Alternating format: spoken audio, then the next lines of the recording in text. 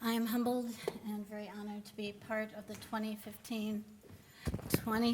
Can you hear me now? Okay. Okay. Thank you for being here. I am humbled and honored to be part of the 2015-2016 Loft Mentor Series. And a real shout out to Sherry, who, for her time and her effort and her ingenuity. I can only imagine what goes into programming such a complex and a year-long program. I mean, really, it's a year-long program. So, and kudos to all of the writers in the program. I write about being a Chinese black woman who grew up white. It's called passing, but I'm not passing. You might say I wear a sign on my back that says Chinese blackbird and feminist. People are surprised by my honesty.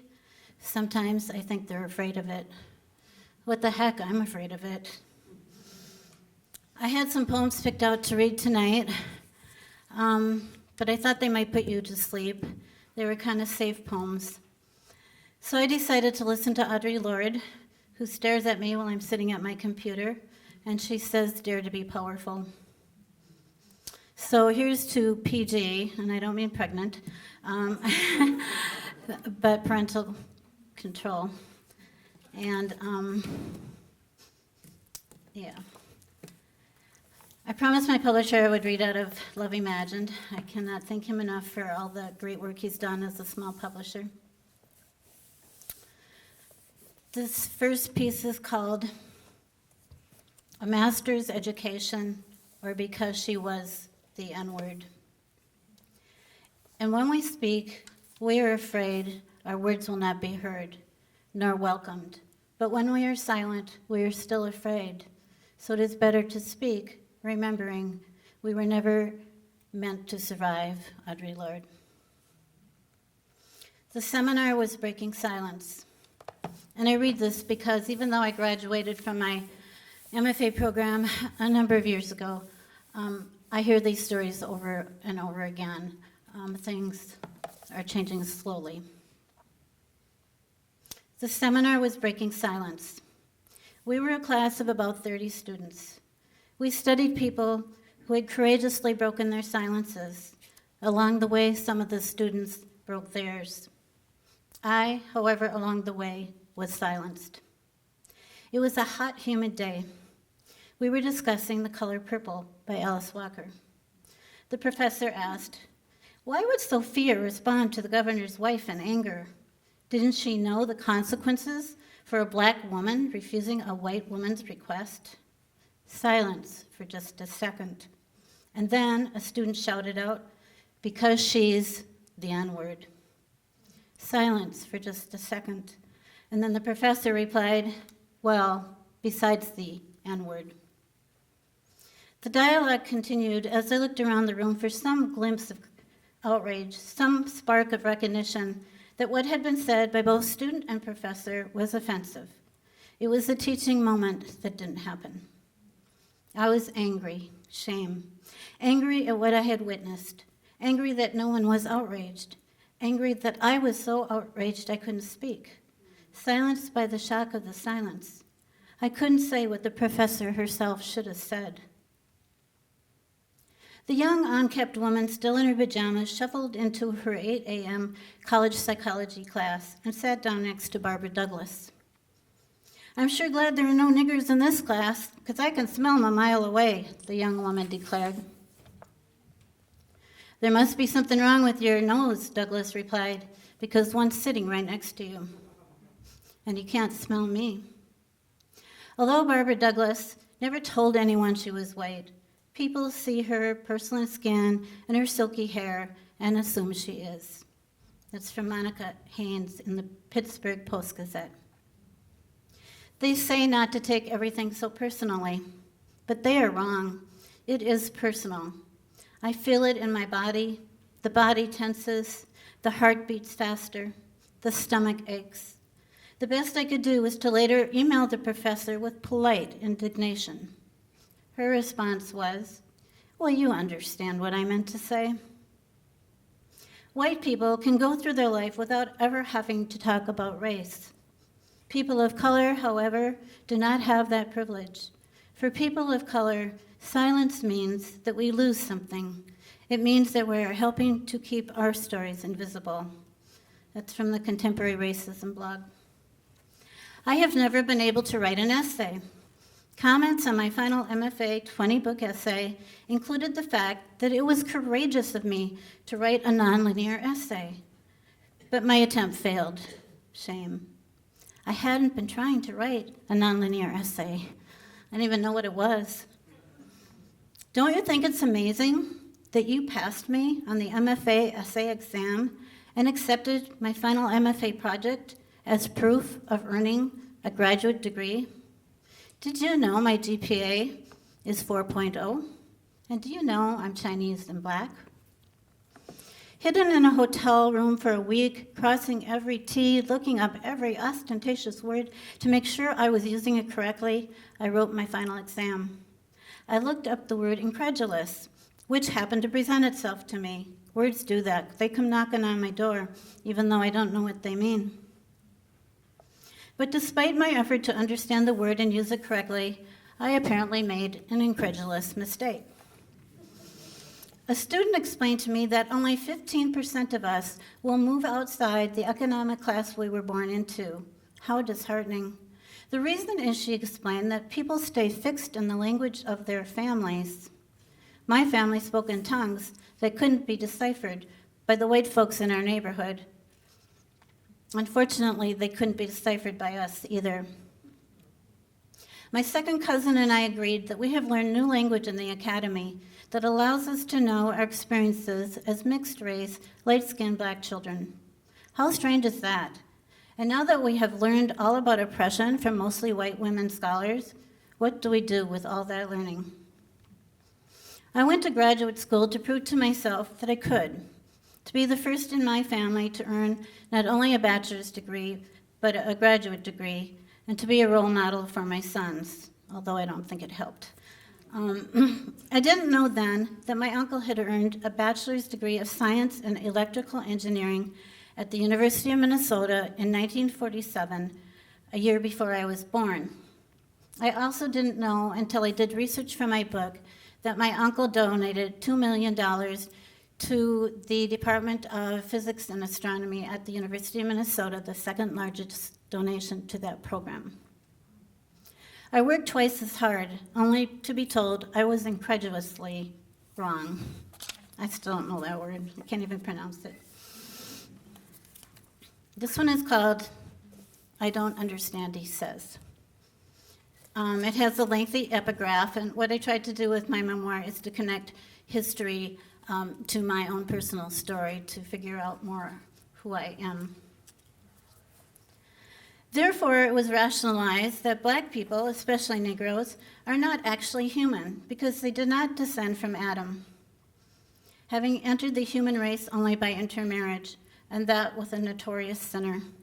As non-human, therefore, they did not have souls, and since the Bible says God gave humans dominion over the beasts, it was concluded that these soulless creatures exist to do work for the humans. This preposterous theological premise was preached in churches across the United States to reassure people that slavery was not only acceptable, but the very will of God, rooted firmly in a proper understanding of the Bible. That's from Dr. Dan Rogers. Cinderella wants a prince. No wonder she has so many pairs of shoes. It's about love, but she can only imagine it. Why? She's kissed way too many frogs. The recipe is simple. Mix what I didn't know with what I now know. Mix the history not only where I live, here in Minnesota, but national and world history. Take it back to biblical times. Take it back to the beginning of time. Take it back and mix it with what I do know. My mother's relatives could only visit at night when the neighbors couldn't see them. And most importantly, we couldn't see ourselves. Mix and stir and agitate. What is it I imagine? What is love? Why do I think I've never experienced it? Why do I think I have always given it so freely? Why do I think I never have gotten it back? Love can't be, I didn't do it. I wasn't even born. My best friend's sister's husband is black. We are all God's children. And besides, you're different. Love is action, not just words. Go to the library, read a book about racism, about oppression. Read my books. Don't feel sorry for me. Don't take the missionary position. You're probably too fat anyways with the lies you tell your privileged self. The economy is changing. Some of you will know recession. Some of you will experience a loss of power. Some of you will never be on top again, but still behave like you are because you can. However, when you lie beneath me, too fat to straddle my blithe and beautiful body, cocky in your position, too blind to see you're on the bottom, to see we have changed positions, know that I know more tricks than you will ever know. I will jam you with every racist, sexist injury done to myself and others. You like that I'm crying. You think I'm crying because I'm satisfied. I'm not. Maybe for you it's orgasmic. For me it's organic. A natural release of pent-up anger. 64 years old, but still I can outlast you. Even on the bottom, you tire quickly. I don't want to stop. You fall asleep. Ignorance is bliss. You will never know it's not love. Thus, you will never need to imagine what love is. Cinderella has tried on too many shoes, some too small, some too large, some too fancy, some too plain. She is crazy, that Cinderella. Never knows what she wants, what she likes. One day, the red high heels. The next, it's the brown penny loafers. Some shoes she lets hang around in her closet for years. Others she recycles on a whim. The problem with Cinderella, she is more complicated than the fairy tales make her out to be. She's not Cinderella, she's Snow White. She's not Snow White, she's Prince Charming. She's not Prince Charming, she's Frog. What would you do if you had been in my shoes? I don't understand, he says. I would never have been in your shoes. But imagine if you were. I can't, he says. One doesn't have to imagine love if one is love. One doesn't even have to know why one might be love. There is no need to yearn for wisdom. But one might be pissed off and might even cry when one realizes I'm not love, that I can only imagine it, can only fake it, because it isn't really the prince that I want. What I want is intangible. I may never be able to put my words around it. Oh, excuse me. After my book came out, I stopped writing. And it had been about a year. And that's probably not unusual, sort of like the whole aftermath of it and whatever. So I ended up taking a class to try to get motivated again, and I especially wanted to get back to poetry.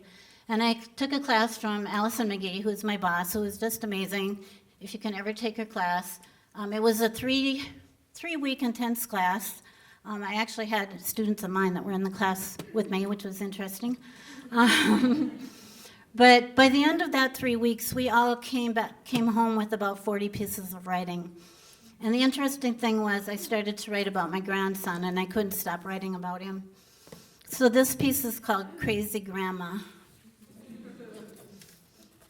And don't let people tell you that you shouldn't read a thing that's, hasn't been workshopped a zillion times. I think it's good to just get it out, let it go, okay? I'm just saying, I've never. Okay. Crazy Grandma. I'm your crazy grandma, I said to Ethan from the day he was born. Good crazy, I would add, to clarify. Even before FaceTime, when we could communicate face-to-face, I would declare over the loudspeaker on my phone, across the miles from East St. Paul to Burnsville, love you, Ethan. This is your crazy grandma. Love you, love you, love you.